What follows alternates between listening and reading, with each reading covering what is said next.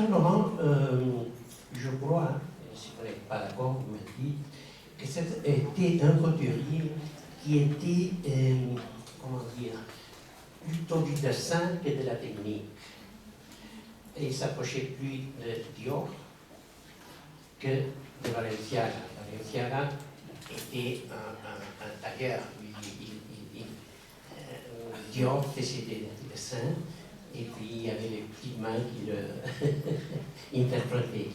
Avant de répondre à la question qui est très intéressante, moi aussi je voudrais remercier Martine Torres, dont j'ai découvert le livre hier en arrivant de l'aéroport. Et je dois vous dire qu'en le découvrant, j'ai été extrêmement émue parce que la qualité d'édition, je tiens vraiment à le souligner, est extrêmement rare. Le livre est très beau. Quand on l'ouvre, je m'excuse, ça fait un peu... je peux voir mon livre, mais c'est pas ça. C'est plutôt un remerciement pour Martine. Parce que, vous voyez, ça, j'ai jamais eu ça dans un livre. Vous ouvrez le livre, il a un rabat, qui est toujours très agréable dans un livre. Et puis, il y a cette chose comme ça, très raffinée, une espèce de robe, il y a un jupon. Vous voyez, je vous montre. Enfin, et il y a ce petit personnage qui est le chien Moujik. Et ce petit chien, il revient à la fin du livre. Il laisse un petit message, l'éditeur a rédigé un petit message de Moujik. J'ai jamais eu ça dans un... Je ne sais pas où il est le petit message de Moujik, vous le trouverez tout à l'heure. J'ai jamais eu ça dans une édition, et de tous les livres, j'en ai publié déjà un certain nombre, je n'ai jamais eu un livre aussi raffiné. Donc je suis vraiment très fière d'être le premier auteur publié dans cette jeune maison. Et je voulais vraiment vous remercier parce qu'en découvrant votre livre, j'ai été...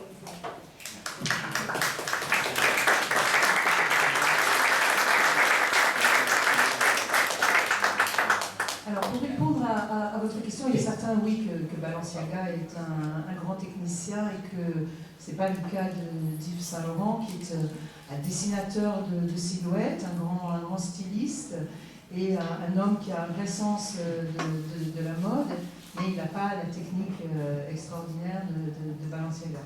Bon, de toute façon, vous dites que après, il a appris la technique, parce que Madame Félissa, il travaillait avec Balenciaga jusqu'au 68, qu'on a fermé la maison Balenciaga, est allé travailler avec lui. Et il dit qu'elle lui a appris à travailler le bien. Oui, en fait, ce qui fait que... ce qui est intéressant, c'est pourquoi Balenciaga, qui est ce grand couturier espagnol, vient en France. Pourquoi Karl Lagerfeld vient en France? En France, il y a les ateliers, les extraordinaires, ouvrières et ateliers français. Donc, en fait, ils sont tous venus en France pour utiliser cette technique. Parce que la vraie technique, ce sont les ateliers qui l'ont. Et évidemment, Yves Saint Laurent, il a appris son métier en marchant grâce aux ouvrières, dont Madame Félissa pour certains aspects, et dont d'autres grandes artisanes de la couture française. Alors, moi, ce qui m'intéresse beaucoup dans votre livre qui est écrit dans un style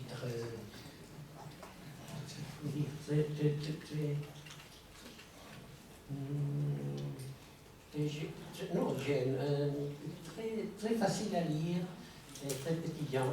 Hein. Et alors, l'importance que vous donnez aux femmes, et surtout ce sont des modèles qui ont travaillé pour M. Saint Laurent. En premier lieu, il y a Victoire, non? Que selon les confessions de Yves Saint Laurent, c'est la seule femme, Saint Laurent était, tout le monde le sait, homosexuel, et envisageait de marier, non? Alors, Victoire, c'est la modèle de Dior qui part de chez Dior et va avec Saint Laurent et Pierre Berger pour faire l'aventure de la nouvelle maison. En fait, si vous voulez, moi, mon métier, c'est un métier de portraitiste. Hein. Je suis portraitiste pour des journaux, j'ai écrit des romans aussi, mais depuis un certain nombre d'années, j'ai choisi d'écrire des portraits biographiques d'un certain nombre personnalités qui sont très importantes pour la culture populaire française, une espèce d'icône de la société française, des gens qui ont vraiment été, en France en tout cas, des stars. Donc j'avais commencé par Serge Gainsbourg, il y a eu Françoise Sagan, puis je ne sais plus dans l'ordre, Brigitte Bardot, Yves Saint-Laurent, et récemment j'ai écrit un livre sur Chanel. Et pour écrire ces livres, ma démarche est toujours la même. Je fais une enquête, j'ai une démarche de journaliste, j'enquête. Je vais rencontrer des gens qui ont travaillé avec ces personnalités. Donc dans le cas d'Yves Saint-Laurent, j'ai choisi d'aller interviewer son entourage. C'était aussi bien les amis, les collaborateurs, les professionnels qu'il avait connus et les gens de sa famille. Dans le cas d'Yves Saint-Laurent, ce qui a été un petit peu compliqué, c'est que son compagnon, Pierre Berger, qui était encore vivant à l'époque, m'a, disons, peu encouragée. Il a choisi de m'empêcher en fait d'accéder à beaucoup de gens. Et donc, j'ai choisi de prendre un fil conducteur qui allait être toutes les femmes qui ont été importantes dans sa vie. Alors les femmes, ça pouvait être sa mère, sa sœur, de plus ou moins amoureuses, ou des égéries, et puis évidemment aussi toutes les dames de la maison de couture qui ont travaillé pour lui. Donc ça va de sa maman, sa sœur Brigitte, à des actrices comme Catherine Deneuve ou des égéries, et des top modèles comme Victoire, dont on vient de parler. Donc voilà, ça c'est le fil conducteur du livre, et le livre il raconte ces rencontres avec des tas de gens qui vont faire le portrait, non pas d'un mythe, parce que ça, en tant qu'humain, ça n'existe pas, non pas du personnage, mais de la personne qu'il était vraiment. Donc la quête et l'enquête, c'était qui est vraiment Yves Saint-Laurent, qui était vraiment Yves Mathieu Saint-Laurent. Et parmi les femmes qu'il a rencontrées au tout début, il y a eu ce mannequin, Victoire, qui a été une grande copine, qu'il a rencontrée chez Dior, parce que Victoire était un mannequin vedette de Christian Dior, parce que Yves Saint-Laurent, il a commencé sa carrière chez Christian Dior. C'est un jeune couturier qui réussit très vite. À 20 ans, il est engagé chez Dior, du vivant de Dior. Et puis, coup de chance, ou pas tellement pour Dior, mais enfin pour Yves Saint-Laurent, Dior meurt brutalement. Et il faut remplacer Christian Dior. Et on le remplace par ce jeune garçon qui a fait grand-chose, qui est un très bon dessinateur, mais qui est là, à une époque où la France sort de la guerre, de la Deuxième Guerre mondiale, et la France, vous savez, a eu des attitudes parfois un peu ambiguës, enfin c'est quelque chose qu'on peut comprendre en Espagne, a eu des attitudes ambiguës durant la Seconde Guerre mondiale. Donc on fait la promotion de gens jeunes qui n'ont pas de passé. Et on aurait pu prendre des couturiers plus aguerris ou plus expérimentés qu'Yves Saint-Laurent pour remplacer Christian Dior. On choisit Yves Saint-Laurent. Et il va en effet créer sa maison de couture assez rapidement avec Pierre Berger qui est son nouveau compagnon et Victoire qui est sa copine. Et après, vous parlez d'une personne qui joue. Moi, je crois que Saint-Laurent vampirise un peu, non, les femmes.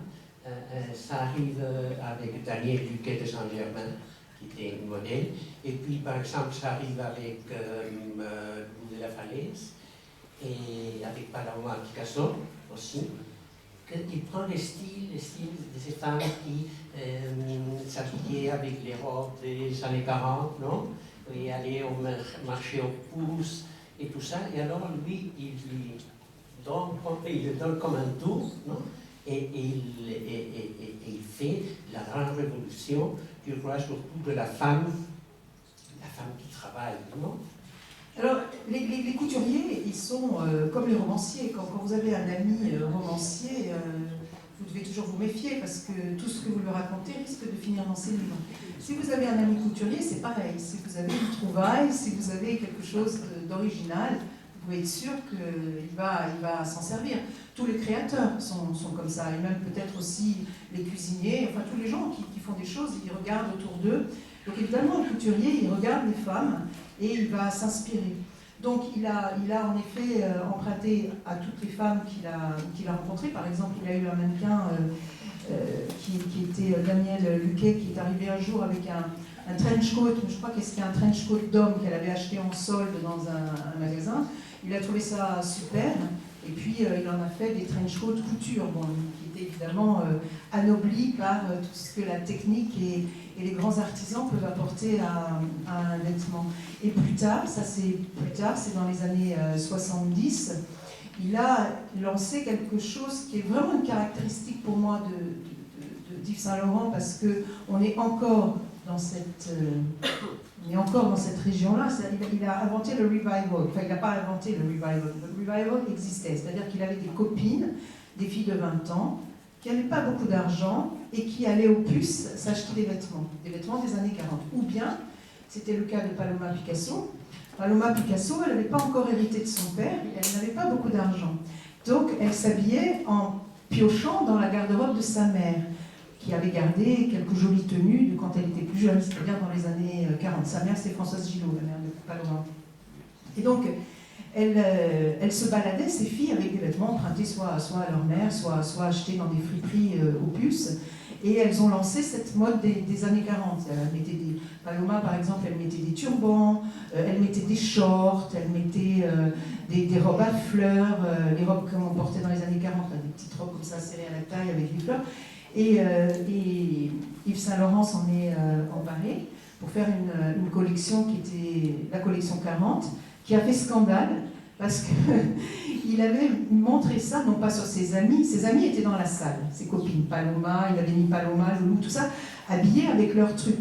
Et il y avait les clientes de la mode classique d'Yves Saint Laurent qui étaient là, les dames de la grande bourgeoisie parisienne et internationale qui étaient venues à la présentation de haute couture pour s'acheter leur tenue, mélangée avec ces filles qui étaient habillées avec les cheveux dressés, enfin pas du tout de manière bourgeoise. Et il fait défiler des mannequins, et il avait choisi comme mannequin une fille qui avait les cheveux roux, frisés, et avec des grosses racines noires, comme ça, ce qui aujourd'hui paraît banal, parce qu'on a eu les punks, enfin depuis, ça paraît rien du tout aujourd'hui, mais enfin là, on est en 69, c'est la collection de 69, je crois. Et les gens ont dit, mais c'est des prostituées, parce qu'il n'y avait que les prostituées qui s'habillaient comme ça. Vous avez les chaussures à plateforme aussi, que tout le monde porte aujourd'hui, et on ne relie pas ça à la prostitution aujourd'hui, mais en 68, oui. Donc cette collection a fait scandale, et les gens ont dit, j'achèterai jamais ça. Mais il a copié cette collection dans sa collection de prêt-à-porter Rive Gauche, et la collection Rive Gauche a été sold out, parce que toutes ces femmes de la bourgeoisie, ça ne leur déplaisait pas de ressembler à des prostituées. Donc, ça a été le début de la collection Revival. Parce qu'aujourd'hui, si vous allez chez Zara, si vous allez chez H&M, si vous allez n'importe où, sans arrêt, on est dans le Revival. On fait le nouveau trench coat, le nouveau tailleur épaulé, la nouvelle petite robe à fleurs, c'est toujours les années, on est toujours dans ces revivals. Sauf qu'évidemment, aujourd'hui, on ne copie pas les années 40, enfin on peut les copier, on copie plus les années 70, toujours la période de la mer en fait. C'est-à-dire qu'on est resté là-dedans. La mode, elle n'avance pas. Il n'y a eu aucune création réelle de nouveaux vêtements depuis les années 80. On reporte toujours, on achète toujours le nouveau trench coat, sur des vêtements on aurait pu les porter il y a 20 ans déjà, la plupart des trucs que l'on mieux fabriqués il y a 20 ans peut-être. Mais il n'y a pas de nouvelles créations. Donc ça, je crois que vraiment dans l'histoire de la mode, la trace que laisse Yves Saint Laurent, c'est ça, c'est l'anoblissement du revival, anobli par la haute couture, bien sûr. Par exemple, Clara Daniel Luquet a été la femme qui a introduit des choses si classiques de Saint Laurent, où c'était la blouse transparente, les smokings pour femmes et la sarée, non? Oui, alors le smoking, c'est toujours un truc. On dit toujours Saint Laurent a inventé le smoking. D'abord, le smoking, évidemment, c'est évidemment masculin. Mais oui, Marlène Dietrich portait déjà des smokings qu'elle faisait fabriquer par Knitz, qui était à Hollywood, il était peut-être pas Hollywood d'ailleurs, enfin, le tailleur de son mari. En fait. Il y a toujours eu des femmes qui s'habillaient en costume d'homme. Et puis, de même, on a dit aussi Saint Laurent a inventé le pantalon. pantalons, les chinoises, elles sont portées il y a 2000 ans, donc c'est pas une invention du salon. En revanche, ce qu'il a fait lui, c'est toujours grâce aux ateliers de haute couture, il a anobli le pantalon. Il a fait des pantalons élégantissimes, il a fait des smoking pour femmes élégantissimes, vachement très bien coupés, très élégants. Il ne les a pas inventés ces vêtements, mais il les a anoblis. Et il a adapté beaucoup de vêtements du vestiaire masculin pour les femmes, comme vous le disiez tout à l'heure, à un moment où les femmes étaient de plus en plus actives et avaient besoin de vêtements pour travailler. Il y a surtout, par exemple, les actrices Jean Moreau, Romy Schneider, qui s'habillaient en Chanel, alors qu'elles sont passées à Rive-Gauche. Oui, bah, de toute façon, les actrices, elles sont comme toutes les femmes, elles sont très infidèles en vêtements, en mode. Et quand quelqu'un de nouveau et de jeune arrive, elles suivent. C'est vrai qu'elles ont abandonné Chanel pour Saint-Laurent. Après, elles ont abandonné Saint-Laurent pour, je ne sais pas, Alaya ou Jean-Paul Gaultier. Chaque nouvelle vague de couturiers crée des infidélités. Moi, je me rappelle, j'étais à Paris, comme M. Torres l'a dit avant, j'ai vu la collection du pop, c'est qui était avec des lèvres, je me rappelle, des lèvres ici, des lèvres rouges. Et c'était quand Rive-Gauche, la boutique Rive-Gauche, est inaugurée. Je me rappelle qu'on s'est battu pour les vêtements dans la petite boutique de rue Tournon, c'était. Et ça a été vraiment le spectacle je n'oublierai jamais, de la collection. Et on dit que Saint-Laurent n'aimait pas les robes de mariée, pas du tout. Et alors, je me rappelle qu'il devait présenter une robe de mariée, alors, à la fin du défilé, il a présenté une robe de mariée comme très classique, très argentée, tout ça, avec un chou-fleur. La modèle portait un chou-fleur, un bouquet, un bouquet. Dans les autres femmes qui ont eu une influence sur Saint-Laurent, je voudrais citer Clara Saint. Clara Saint, c'est une millionnaire de Chili qui l'a introduit à Pierre Berger à Louis un peu dans le grand monde, non? Elle a été fiancée de Tadej Klosowski, c'est le fils du peintre Balthus, durant 13 ans. Et enfin bon, jusqu'à que le bout de la falaise, qui travaillait avec elle chez Saint-Laurent, s'est marié à une grande surprise avec lui. Clara Saint, oui, c'est quelqu'un d'important dans l'histoire de cette maison parce qu'ils ont compris aussi assez vite que pour que leur maison gagne sans arrêt en prestige, il fallait sans arrêt trouver des nouvelles idées. Et notamment lier l'histoire de cette maison au monde de l'art et de la culture, apportait une valeur ajoutée, encore augmenter la valeur de la marque et de la maison. Et Clara Saint était, alors avant d'être fiancée à Thaddée, elle était fiancée à un des fils d'André Malraux, le ministre de la Culture du général de Gaulle, et elle a eu la fin a été tragique puisque les deux fils de Malraux se sont tués ensemble dans un accident de voiture. Et donc Clara a perdu ce premier fiancé, mais elle n'a pas perdu les relations. Et donc cela a permis à Saint-Laurent et à Berger d'être introduits dans tout le milieu de l'art et de la culture française. Et ils ont recruté Clara, héritière chilienne mais ruinée. Comme il me semble qu'elle s'occupait des relations publiques, c'est ça, Clara Saint. Et en effet, ensuite, elle a eu une liaison avec Thaddée Klosowski. Elle était plus âgée que Thaddée. Et un jour, je crois que leur relation battait un peu d'elle. Mais finalement, Thaddée a épousé Loulou de la Falaise, qui, elle, était une nouvelle égérie de Yves Saint-Laurent, et qui travaillait pour la maison Saint-Laurent aussi. Loulou de la Falaise, qui était la déchaînée, mais des bonnes familles, non?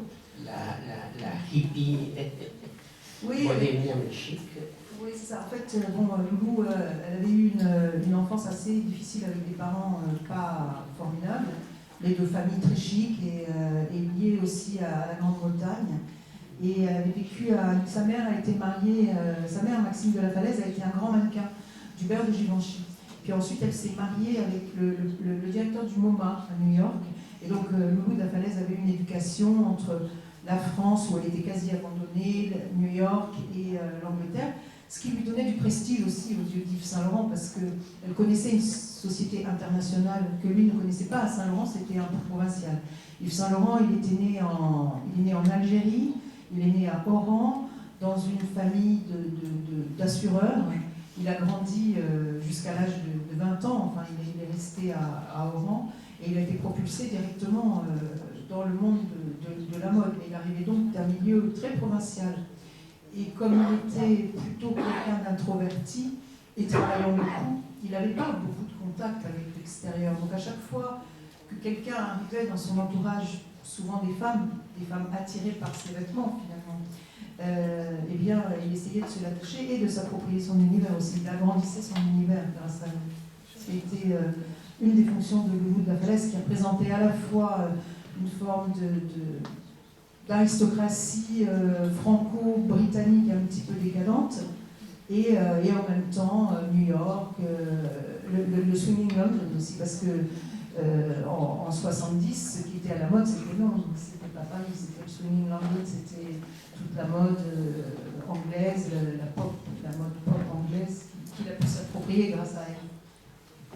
Et maintenant que vous avez abordé la question de la famille, il y a vous parlez dans votre livre que Lucienne c'est la mère de M. Saint-Laurent, était la fille d'un certain Lucien Flon.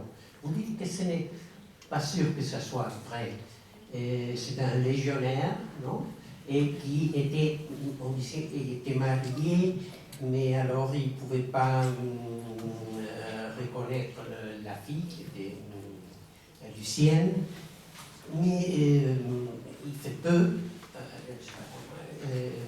Marianne dit que c'est la nièce de Saint-Laurent, la fille de Brigitte, a écrit un livre qui s'appelle Rien de ce qui est humain n'est honteux, où elle parle que sa grand-mère, Lucienne, lui a avoué qu'elle était le fruit d'une violation. Alors, la version de Marianne Vic est vraie. C'est-à-dire que, je suppose que sa grand-mère a réellement été violée. Elle a été violée, et pas par n'importe qui. Elle a été violée par son beau-père. Parce que la grand-mère elle-même avait été une enfant violée. Bref, la famille Saint-Laurent, c'est vraiment une famille très compliquée sur le plan disons, de l'étymologie. Alors, déjà, une première chose. Brigitte, moi j'ai beaucoup fréquenté Brigitte Mathieu Saint-Laurent, qui était la sœur d'Yves. Elle est un peu connue parce qu'il y a eu des photos d'elle à une époque avec la saharienne. Elle était très jolie, elle avait une frange blonde comme ça, un peu à la Betty Catrou. Et il y a eu des photos d'elle avec son frère. Brigitte, elle est morte maintenant, elle est morte il y a 4 ou 5 ans. La version que m'avait donnée Brigitte, les familles, elles ont des secrets. Elles n'aiment pas beaucoup raconter leurs secrets. Et c'est toute la difficulté du biographe. Parce que généralement, moi, je préfère écrire des biographies de personnes mortes. Parce qu'il y a une grande liberté, là. On peut dire tous les secrets. Les secrets ressortent et on a le droit de les raconter. La version que m'avait racontée Brigitte Mathieu Saint-Laurent, c'était que, en fait, le père, donc son grand-père, était un légionnaire. Et c'était la version qu'on lui a racontée à elle. Mais la grand-mère, elle a raconté plus tard une autre version à sa petite fille, Marianne, c'est-à-dire la fille de Brigitte. Je sais pas, vous me suivez ou vous êtes perdu? Vous voulez que je recommence? Il y a Yves, il y a Lucienne, c'est la mère, et après il y a Yves et Brigitte, et après il y a Marianne, la petite fille. Et la grand-mère, elle a raconté la vérité à sa petite fille, probablement parce qu'elle approchait de la fin. Elle lui a dit en vérité, j'étais le fruit d'un viol. Alors il y avait des couches de mensonges comme ça. Et Yves Saint-Laurent n'a jamais parlé du légionnaire, lui. Donc je pense que la vérité, c'est en effet que la mère avait été violée, il y avait eu un inceste. Et ça explique que la mère, Lucienne, a été renvoyée. En fait, elle a été violée par son beau-père, elle devait avoir 15 ans.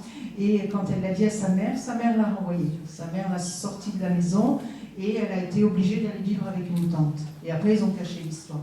Et il y avait déjà eu un viol à la génération précédente. Voilà, une famille très compliquée. Avec des mensonges à chaque fois pour cacher la vérité.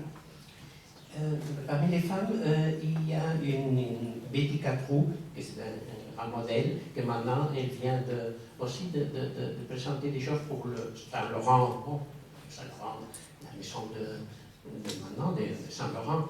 Et vous deviez parler avec elle, et tout à coup, Pierre Berger a dit que non. Oui, j'avais, parmi les femmes que je voulais voir, je voulais rencontrer Betty Catrou parce qu'elle est une des égéries de Saint-Laurent et du reste, elle avait accepté de me rencontrer. Puis, quelques jours avant notre rendez-vous, elle m'a appelé pour annuler le rendez-vous. À la demande de Pierre Berger, qui, comprenant qu'il n'allait pas contrôler mon livre, lui demandait de ne pas parler.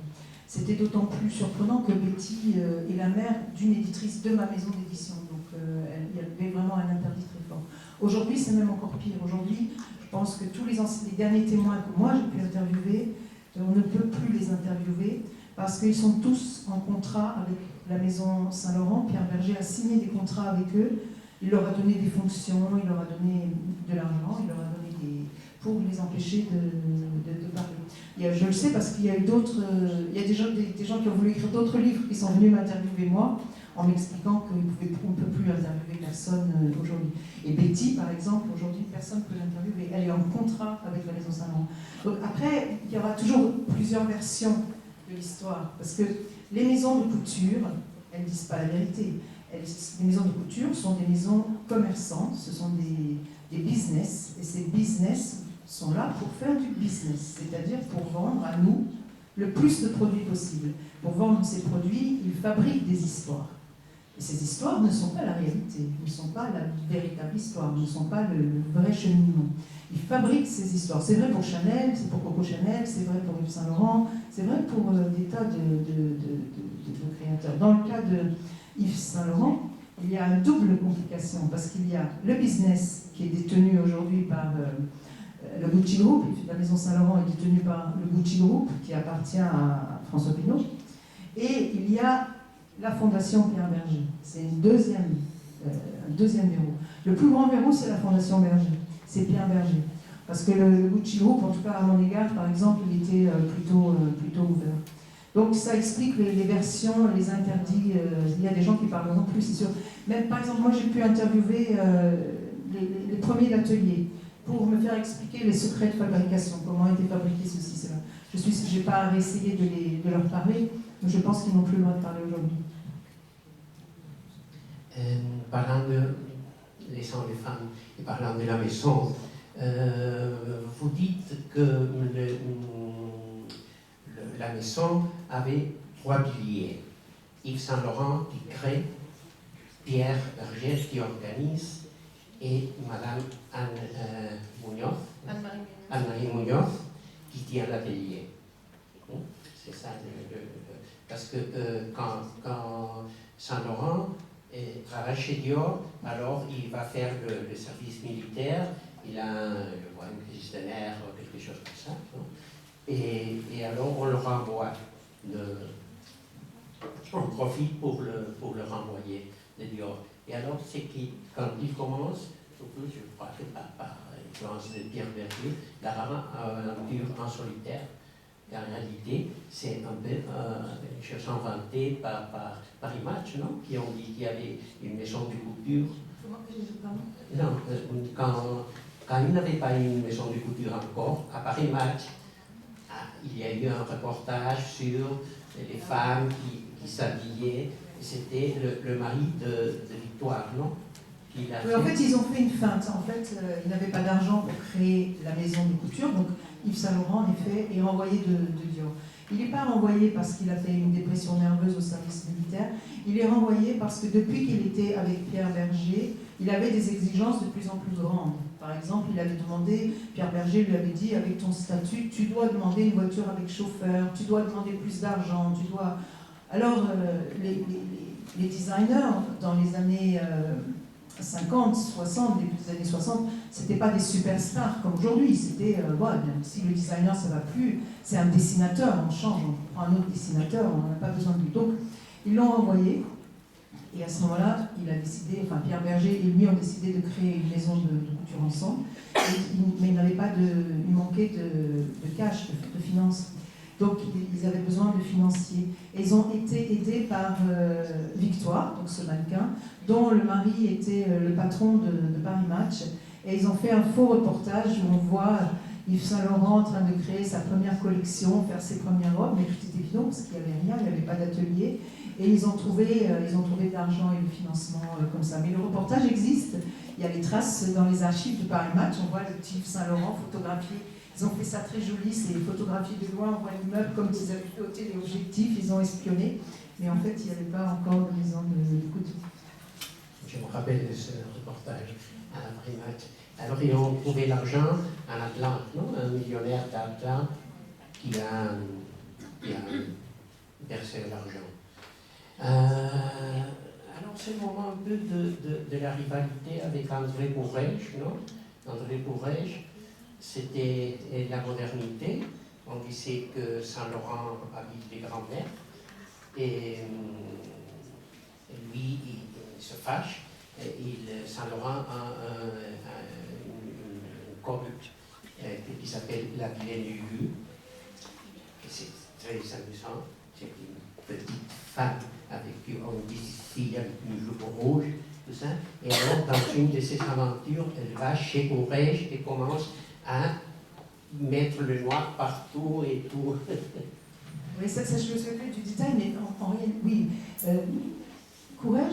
André Courrèges, il venait des ateliers de Balenciaga. Chez Balenciaga, il a vraiment fait une école de haute couture parce qu'il a été le maître de Hubert de Givenchy et puis il a été le maître d'André Courrèges. Donc André Courrèges, quand il a fait cette collection, enfin, dont vous vous souvenez, les espèces de... Enfin, ils sont devenus iconiques, donc on les connaît, une espèce de mini-robe comme ça, un peu cosmonaute, quoi, une espèce de mode un peu spatiale.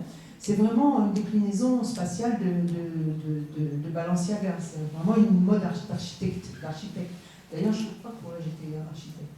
Et ça a eu un succès énorme, les robes de Courrèges, puis ça donnait des photos, c'était des photos très fortes, donc ça a eu un très grand succès. C'était qu'en effet, ça a démodé instantanément Saint-Laurent, qui était à ce moment-là sur une ligne plus classique.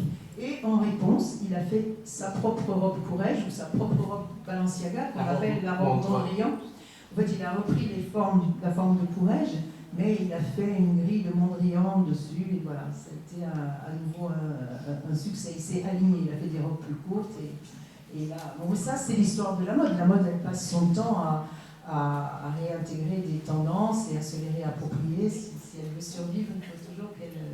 Mais vous voyez, on voit encore l'influence indirecte de Balenciaga. C'était un grand succès, la robe Mondrian. Grace Kelly l'a acheté et l'a... Alors, après, il y a le moment où le patron de Charge of the Reeds, de parfum, qui s'appelle Richard Salomon, achète la part du millionnaire d'Atlante, non? Et alors, c'est quand vraiment la maison se lance? Oui, on oublie toujours, enfin, surtout en France, on oublie parce qu'on n'aime pas ce genre de choses.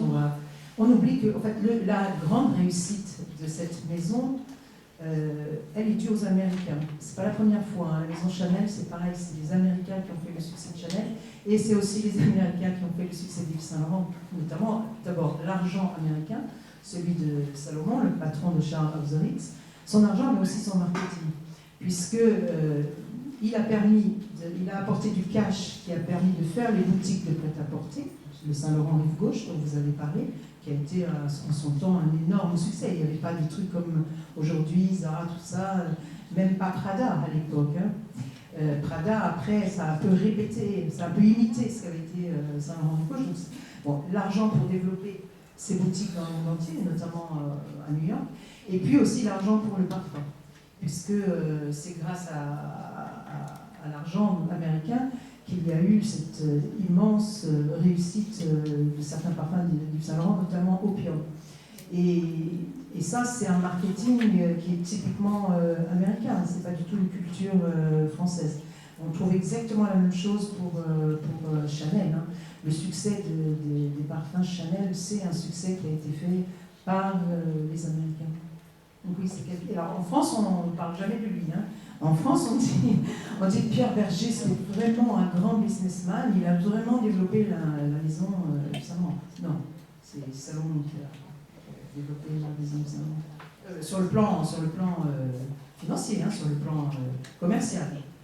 Jusqu'à le 69, où Salomon vend au groupe Skib les parfums Charlotte-Russe, mais Berger et Saint Laurent peuvent acheter la part, non, qui était de la maison de couture, et alors ils deviennent ses propres patrons.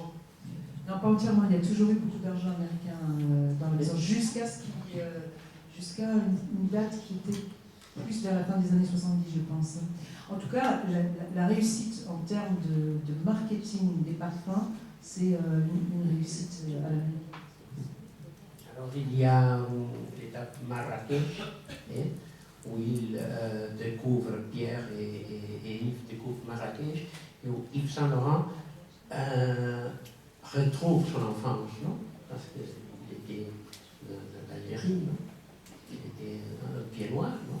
Encore qu'il n'aimait pas beaucoup, non? Que le lire, bon, Oui, en fait, je crois qu'il n'est jamais retourné en Algérie.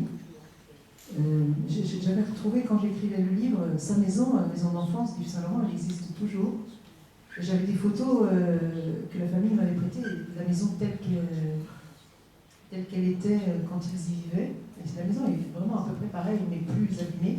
Et puis au rez-de-chaussée, maintenant, il y a des petites boutiques, mais elle existe toujours en fait. Mais lui, il n'est jamais retourné. En revanche, je pense que quand il a, ça c'est une interprétation, mais je pense que quand il a découvert le Maroc, et en particulier Marrakech, il a retrouvé les sensations, les couleurs, la météo de son enfance, et ils ont commencé à acheter différentes maisons, d'abord une petite, puis une plus grande, à faire de la décoration, à vivre, à passer une partie de l'année là-bas. Et Yves Saint Laurent a eu une vraie passion pour Marrakech. Alors, quand ils sont arrivés, c'est des années où les Anglais venaient aussi. Ils ont connu les Stones, ils ont connu les Beatles. Je me souviens ils avaient passé un réveillon, ils étaient tous complètement sous, avec les Beatles. Et surtout, Yves Saint Laurent à Marrakech a commencé, parce que jusqu'à Marrakech, il ne se droguait pas et il ne buvait pas d'alcool. Et à Marrakech, il a commencé à découvrir la drogue. Et pour cet homme qui était plutôt inhibé et introverti, évidemment, c'était une découverte intéressante parce que ça lui permettait de faire la fête et d'être un peu jeune, parce qu'il n'avait pas été. Il n'a pas vraiment eu de jeunesse, puisqu'il a travaillé tout de suite des responsabilités, etc. Et là, il vivait davantage, quoi. Et malheureusement, plus tard, c'est devenu un peu excessif.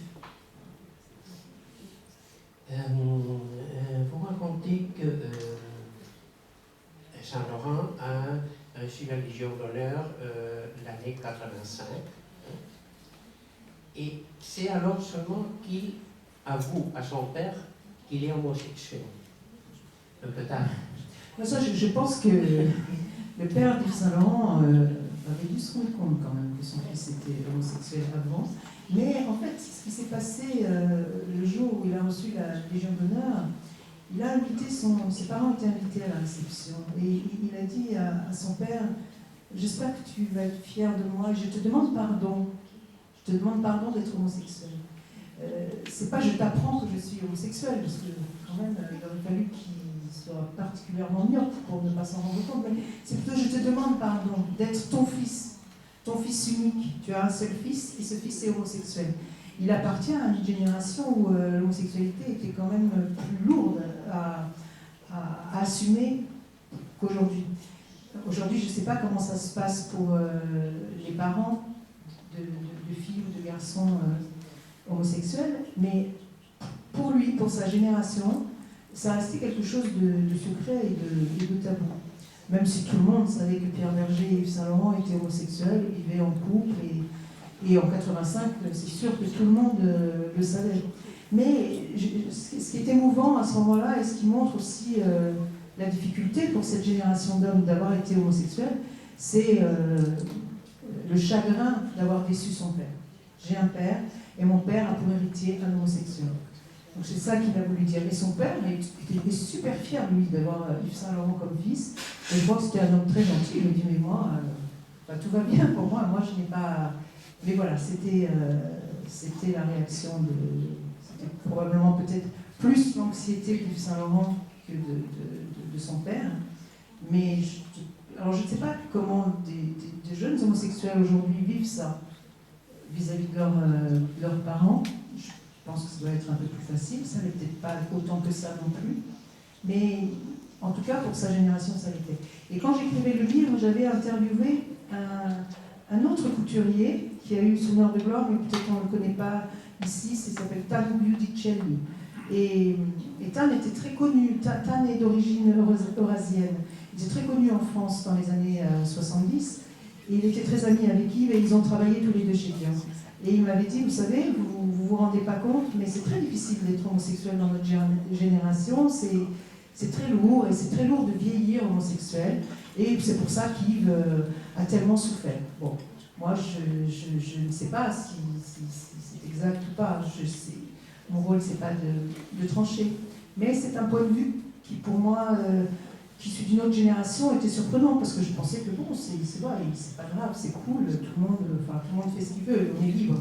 Et en fait, peut-être que dans la tête des gens, c'est moins simple que ce que j'ai pu penser. Je vais raconter parce que j'ai une relation d'amour et haine avec Gina Lollobrigida.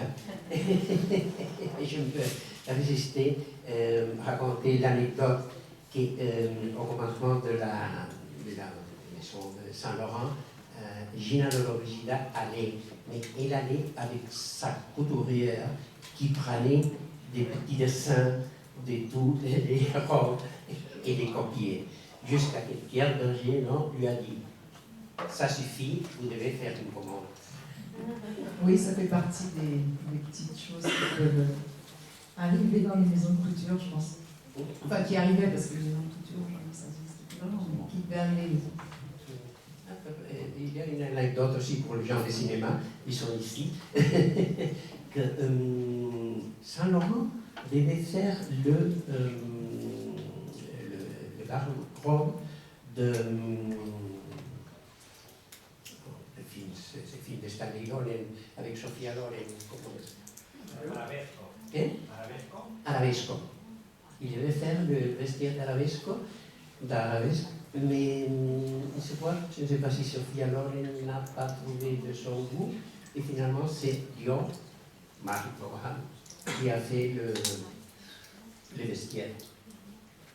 De toute façon, certaines actrices avaient des couturiers favoris. L'exemple que je trouve le plus réussi de collaboration, c'est Audrey Hepburn et Givenchy, parce que vraiment, si on enlève Audrey Hepburn, les vêtements de Givenchy dans Breakfast at Tiffany's, on perd 30% du plaisir visuel, enfin, peut-être même plus. C'est vraiment tellement réussi, c'est tellement... Bon, Saint-Laurent, lui, il a dessiné pas mal les choses pour Catherine Deneuve, notamment dans le film de Buñuel, mais c'est moins graphique que ce que faisait Givenchy pour... ce qui est beau dans ce que fait Givenchy pour Hepburn, c'est très graphique, très... Après, je pense que chaque actrice, elle a un peu son mot à dire parce qu'elle sait que tel ou tel couturier va la sublimer, il va l'embellir, donc elles ont envie de choisir, je pense que c'est... Et c'est vrai que quand Catherine Deneuve a pris de l'âge et du poids, Pierre Berger et Saint-Laurent étaient désespérés parce qu'elle continuait à s'habiller chez Saint-Laurent. Désespérés pour l'emploi, je pense qu'ils auraient été désespérés si elle était passée chez Jean-Paul Gaultier. Mais en revanche, ils étaient méchants et ils se moquaient d'elle, oui. Ça, ils recevaient les magazines Gala, Voici, elle a encore grossi. Ils étaient méchants, oui, mais ça c'est la méchanceté. Alors, la grande consacration de Saint-Laurent, je crois, a été faite par Diana Vreeland, à l'année 83, quand pour la première fois un couturier est entré dans un musée. Ce musée était le Metropolitan de New York. Oui, alors ça, je ne sais pas si c'était une bonne chose, parce que, d'abord, est-ce que c'était une bonne chose pour Saint-Laurent? Je ne sais pas, parce que c'est un peu un enterrement vivant. Et d'autre part, est-ce que c'était une bonne chose pour les musées? Je ne sais pas, parce que c'est à partir de cette date-là que les musées se sont mis à promouvoir des marques, non pas comme on nous dit de l'art, mais c'est là qu'il a commencé à avoir une sorte de confusion entre l'art et le business. Et maintenant, enfin, ça prend des proportions qui sont sans commune mesure. Mais c'est vrai que ça a commencé à ce moment-là. Je pense que Berger a dû convaincre Diana Vreeland de faire cette expo. Et puis, il y avait beaucoup d'argent en jeu et il y avait aussi une grosse clientèle d'Yves Saint-Laurent aux États-Unis, dont plusieurs, comment on appelle ça, les contributeurs. Enfin, le Met, il a des mécènes. Et parmi les femmes de mécènes, beaucoup devaient être habillées chez Saint-Laurent. Donc, c'était pas très difficile à obtenir, mais je ne sais pas si c'était une bonne chose. Et pour nous, et pour Yves Saint-Laurent. En tout cas, lui, lorsque cette exposition a eu lieu, il était déjà quelqu'un de détruit nerveusement. Il a fallu le transporter à New York avec son médecin, qui marchait derrière lui pour lui faire des piqûres, pour le faire tenir debout. Je ne sais pas vraiment dans quel état il a pu voir cette rétrospective. Vous croyez que Saint-Laurent restera comme un des grands de la couture? Grand. Bon, je ne crois rien du tout là-dessus parce que je pense que tout ça, vous savez, dans 50 ans, est-ce qu'on s'intéressera encore à la haute couture? Le monde est en train de changer tellement vite que je ne sais pas. Je sais pas si. Et dans l'histoire de la mode, en tout cas, si on prend les créateurs français, les grands couturiers français depuis la Seconde Guerre mondiale, je pense qu'il y a une chose qui est sûre, c'est qu'une qui va rester plus longtemps, en tout cas, dans l'histoire de la mode, c'est Chanel, parce qu'elle a inventé un vrai vêtement nouveau qui était le tailleur Chanel. Et après, qu'est-ce qui va rester de Saint-Laurent? Je ne sais pas. Vous savez, aujourd'hui, tout est faussé parce qu'il y a l'histoire de la mode d'un côté, ce que les designers ont vraiment apporté dans la garde-robe d'une femme moderne, en quoi ils ont apporté quelque chose de nouveau qui a permis aux femmes d'être mieux habillées, plus confortables, etc. Et puis il y a aussi le bruit, le vacarme qui est entretenu par le monde de la finance. Et ça n'a rien à voir. Et je ne sais pas ce qui va rester de tout ça. Moi, parfois, je me demande ce qui va rester de la mode française après ce qu'on appelle aujourd'hui l'industrie du luxe. C'est un mot qui me fait... Ces deux mots, industrie et luxe, ça me fait rêver. Je ne comprends pas comment ça peut être du luxe et ça peut être industriel. Ou bien c'est industriel, ou bien c'est luxueux. Mais industrie du luxe, non. Une chose est sûre, c'est que quand on va dans les boutiques de luxe, que ce soit les françaises ou d'autres, il n'y a pas beaucoup de choses de luxe dans ces maisons-là. Donc qu'est-ce qui va rester de tout ça, je ne sais pas. Bon, alors je voudrais, si quelqu'un de vous veut faire quelques questions sur Saint-Laurent ou sur... Ah oui. Bonjour. Moi, je voulais vous interroger sur l'entrée de la mode dans les musées. Je trouve que c'est très intéressant ce que vous dites, parce que c'est vrai qu'il y a eu toute la financiarisation de la mode dans les années 80, mais j'ai aussi l'impression que la mode a aussi amené des gens dans les musées qui n'étaient pas forcément à l'aise avec l'art sur un mur blanc. Donc je ne sais pas je sais pas ce que vous en pensez. Parce que finalement, la mode, c'est populaire, c'est quelque chose qui touche peut-être plus aux gens, qui les amène dans les musées. Je sais pas, je suis vraiment très partagée là-dessus parce que je trouve que, là, si on pense à ce qu'est devenu l'art qu'on montre dans les musées, c'est-à-dire ce qui est appelé art contemporain.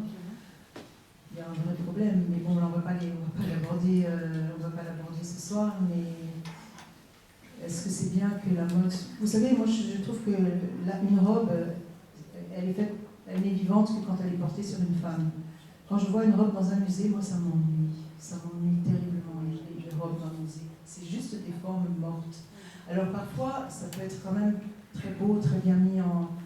Il y a énormément d'argent qui est dépensé, surtout quand c'est des grandes marques, comme il y a eu à Paris, une exposition colossale Dior, que tout le monde a trouvé extraordinaire, mais parce qu'ils ont mis tellement d'argent là-dedans qu'il y a une mise en scène fabuleuse. Mais je trouve ça triste, moi, les robes. La robe, elle est vivante, elle a un sens quand elle est portée. C'est comme une chanson, si vous voulez. Il y a des gens qui disent qu'une chanson, c'est un poème. Non, une chanson, c'est un texte et une voix. Mais si on lit juste le texte, il n'y a rien. Moi, je trouve que c'est très... Vous avez sans doute raison en partie en même temps, hein, parce que c'est vrai que les expositions de mode rencontrent un grand succès. Mais j'aimerais bien savoir ce que ressentent les gens qui vont voir ces expositions. Qu'est-ce qu'ils pensent vraiment? Qu'est-ce qu'ils ressentent? Avec quoi ils parlent dans la tête? Parce qu'en même temps, on ne peut pas dire que cette multiplication des expositions de mode ne rend pas les gens tellement exigeants. Aujourd'hui, on accepte de porter des vêtements qui sont très très mal fabriqués. Et chez les très jeunes filles, qui pourtant ont souvent vu beaucoup d'expos de mode et qui se repassent des images de mode sur Instagram, il n'y a pas vraiment une culture du vêtement. Donc je pense que c'est des très bonnes questions, vous avez raison de la poser, mais bon, là, ça mériterait une vraie réflexion. C'est un vrai sujet, en tout cas.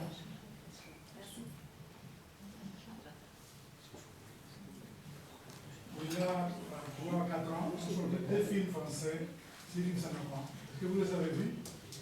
Qu'est-ce que vous en pensez?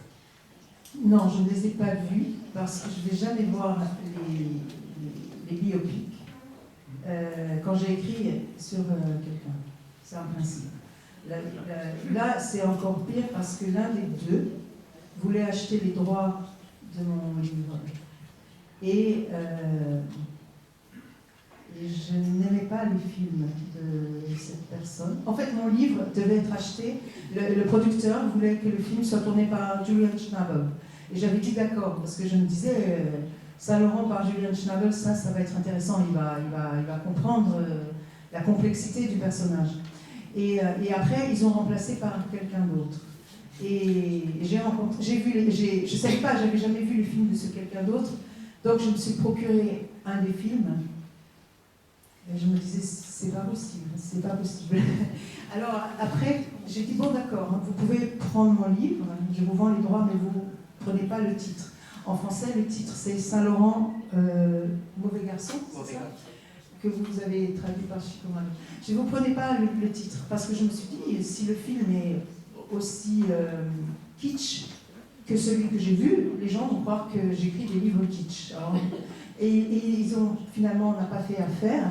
Mais j'ai vu des petits extraits et j'ai vu qu'il avait piqué des trucs dans mon livre. Parce que mes livres sont écrits à base d'enquête, mais parfois je reconstitue des scènes. Alors quand je reconstitue une scène, je n'ai pas assisté à cette scène. Je n'invente pas, mais je vais prendre des choses vintage pour raconter la scène. Par exemple, il y a une scène où Betty Catrou, une égérie d'Yves Saint-Laurent, et Yves Saint-Laurent se rencontrent dans une boîte de nuit. Je raconte leur rencontre, je n'étais pas là. Et je me souviens qu'à cette époque-là, cette année-là, 67, il y avait une chanson que j'adorais, qui était truc Shade of a Pale, une chanson anglaise des années, et que j'entendais à la radio, ça me plaisait énormément, et je me suis dit, ils vont se rencontrer, ils vont danser sur cette chanson. C'est moi qui ai inventé ça. Dans le film, ils danseraient dessus. Et j'ai vu plein dans les petits trucs, il y avait des notations comme ça. Donc de toute façon, ils piquent. Mais la démarche n'est pas la même de toute façon, même si le cinéaste était un cinéaste à mon goût. Je ne dis pas que c'est un mauvais cinéaste, je dis que je n'aime pas ce cinéaste. Même si le cinéaste était à mon goût, la démarche est différente. Je fais une enquête, je m'intéresse à la vérité, j'essaye de reconstituer la personne, j'essaye de lui donner de l'humanité, de la chair. Ce qui m'intéresse, c'est pas le personnage, c'est la vraie personne qui est dedans. À quoi elle ressemble la personne qui est à l'intérieur de ce personnage. Et le cinéma, c'est différent, c'est de la fiction, le cinéma, il est quelque chose, c'est pas un documentaire. Documentaire, j'aimerais bien faire un documentaire sur Yves Saint Laurent. Mais un film, c'est autre chose, donc je ne veux jamais les voir.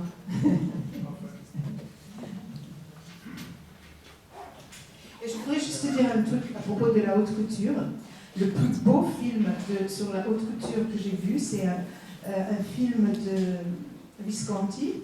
Il a tourné dans un film à sketch. Il y a un sketch de Visconti qui s'appelle en italien Il lavoro, le travail. C'est avec Romy Schneider. Et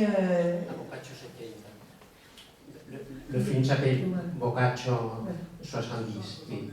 Et vraiment, si vous aimez la mode, vous pouvez le trouver sur YouTube. J'ai trouvé le petit extrait en italien, mais de toute façon, le texte, c'est pas très important. Ce qui est important, c'est l'image. Et on voit Romy Schneider, elle est dans sa baignoire, et donc elle est nue, enfin nue, c'est chaste, hein. On voit son dos comme une guitare, là. Et il y a un gros flacon de numéro 5 de Chanel, parce que Visconti aimait beaucoup Coco Chanel, et c'est elle qui l'a aidé à commencer dans le cinéma. Et ce film est en fait un hommage à Gabrielle Chanel. Et alors elle est nue, et après elle va commencer à s'habiller pour aller au spectacle. Au début du film, c'est une jolie femme, comme ça. Et puis elle commence à porter sa robe et ses tenues pour aller à l'opéra.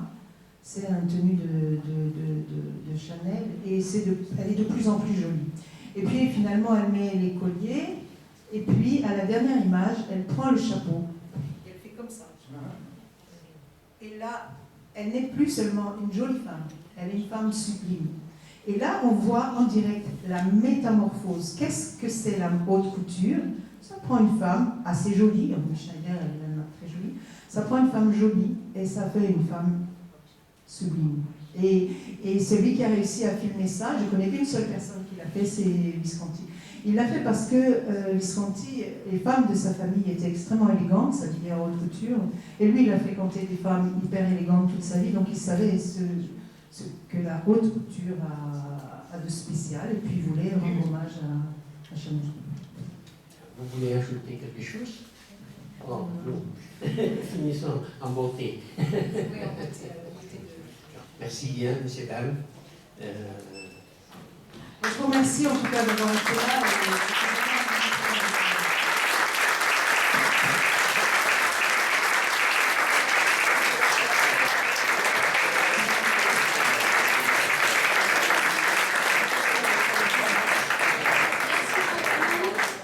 Les livres sont à disposition, les bouteilles de vin aussi. Donc, deux moments agréables à partager encore avec nous. Merci beaucoup. Moi, je vous remercie Non, on remercie toujours les gens qui traversent les Pyrénées pour venir nous voir, ceux qui traversent Barcelone pour les accompagner. Merci beaucoup. À très bientôt et profitons de ce moment ensemble. Et merci à cette toute jeune maison d'édition. J'espère que c'est le début d'une belle collaboration qu'on va retrouver régulièrement.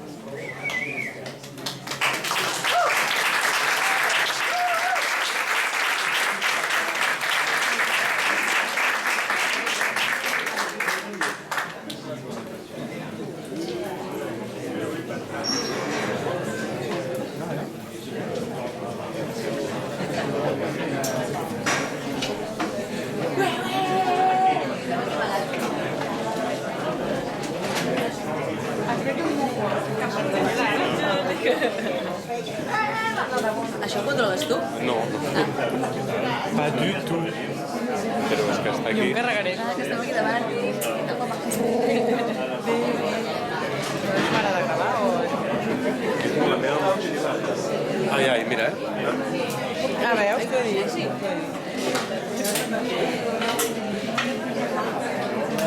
Estava pensando, digo,